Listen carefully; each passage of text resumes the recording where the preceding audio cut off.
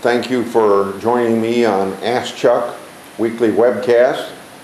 All of you who responded to my tweet to email, tweet, or Facebook in questions me, I thank you. We'll be getting those questions in just a minute.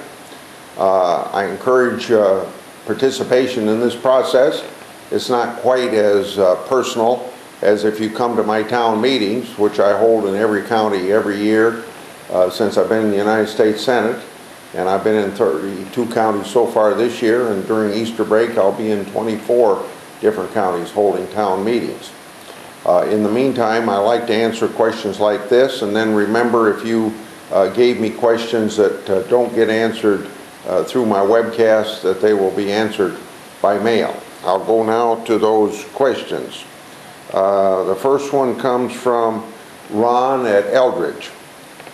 He emails, quote, "Will Obama and members of Congress have to give up their current health care program if this new health care bill passes?" Well, Ron, I got an amendment adopted in the committee that said that members of Congress and their staffs would get their health insurance through the same exchange as everybody else that's in the exchange. And even though I voted against the bill on Christmas Eve when it passed the Senate, that provision was still in there. The amendment that I got through in committee was broader than what eventually passed the Senate, because I included not just members and their staff, but I included all of the committee staff and the staff of the leaders of the Senate, meaning McConnell and Reid. It happens that in the secrecy of Reid's office, they backed that back down to just members of Congress and their staff. So committee staff and leaders' staff would still be covered by the present insurance policies. But this will take care of a lot of people.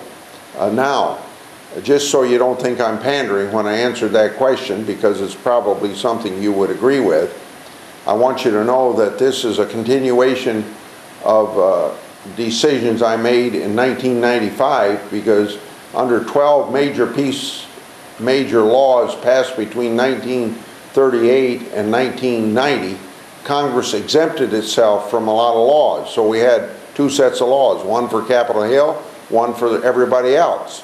And I thought that that was not setting a very good example, that we didn't live under the same laws everybody else had lived under.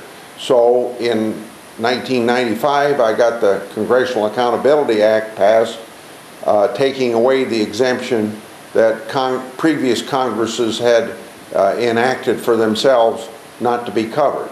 So I hope that you see the amendment that I got adopted in the Finance Committee in the same trend of things that I have believed for a long period of time. I'll go on to the next question now. Comes from Monty in Sully, and of course that would be the Linville-Sully School District that always sends such great sports teams to state tournaments. Monty asks, what are you doing to shrink the size of government? Well, one of the principles, and this isn't the whole answer to your question, but one of the principles I follow is have greater transparency in government. The public's business ought to be public. And with transparency comes accountability. And I believe when you have accountability in government, you maybe don't have less government, but you're going to make sure that you get more for your taxpayer dollars, which of course is a very important principle. Beyond that, I'll give you some examples over the last 12 months of things that I have voted against that I think most of them did pass, and we have bigger government because of it. Number one, I voted against the stimulus bill. Supposed to keep unemployment under 8%. Well, obviously it hasn't, so it hasn't worked, but that's bigger government. The nationalization of General Motors, I voted against that. The government shouldn't be taking over private corporations. I voted against the budget of a year ago. that over a period of the next 10 years will triple the national debt. Now I hope in the meantime, like starting right now, we're able to stop that trajectory of 3 times the national debt. If we do it now, we can stop getting there and the consequences that come out of it. Then I want you to know that I would vote against cap and trade, which would be a major takeover of energy policy by the federal government through a tremendous tax costing somewhere between $1,800 and $3,000 per household. And then of course I voted against the health care reform bill, which is going to restructure 1/6 of the economy. It's going to bring in bigger government, and it's going to